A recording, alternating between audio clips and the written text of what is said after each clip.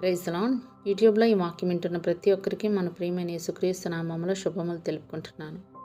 ఈరోజు మనం ధ్యానించబోయే అంశము, ఇంతే కదా దేవుడు నిన్ను అడిగేది. ఈ అంశం కొద్దిసేపు ధ్యానించమని దేవుడు నన్ను ప్రేరేపించారు.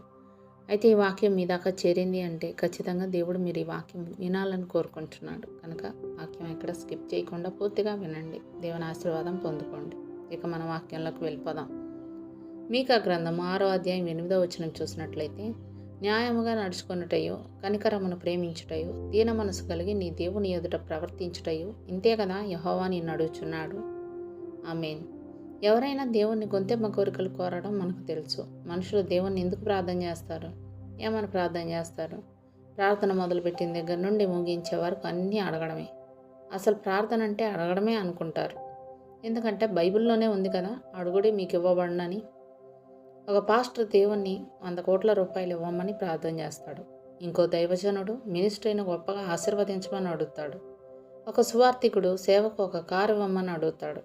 ఇలా నిద్ర లేచిన దగ్గర నుండి మళ్ళీ పడుకోబోయే వరకు దేవుని నుండి ఆశిస్తూనే ఉంటారు.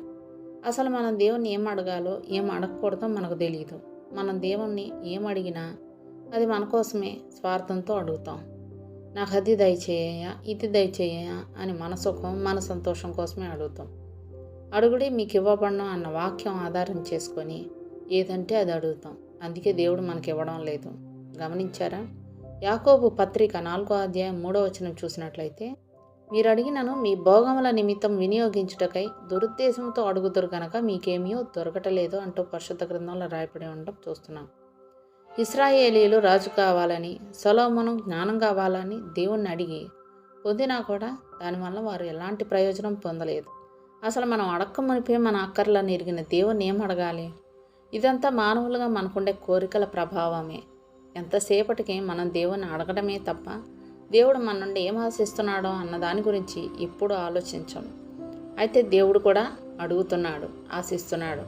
మనుషుల నుండి ఆయన ఏం కోరుకుంటున్నాడు? మనుషుల నుండి ఆయన కోరేదాని వలన ఆయన ఏం లబ్ధి పొందుతాడు? దేవుడు మనుషులను కోరేది ఒకటే, న్యాయంగా నడుచుకోమని, కనికరము, దీన మనసు కలిగి ఉండమని దేవుడు కోరుతున్నాడు. వీటి వలన మనుషుల మధ్య సఖ్యత కలిగి ఒకరినొకరు ప్రేమించుకోవాలన్న ఉద్దేశమే. నిన్ను వలె నీ పొరుగువాన్ని ప్రేమింపవలెను అని లేవియకాండం 19వ అధ్యాయం 18వ వచనంలో పరిశుద్ధ గ్రంథంలో రాయబడి ఉంటాం మనం చూస్తాం. దేవుడు మన నుండి కోరేది ఇదే.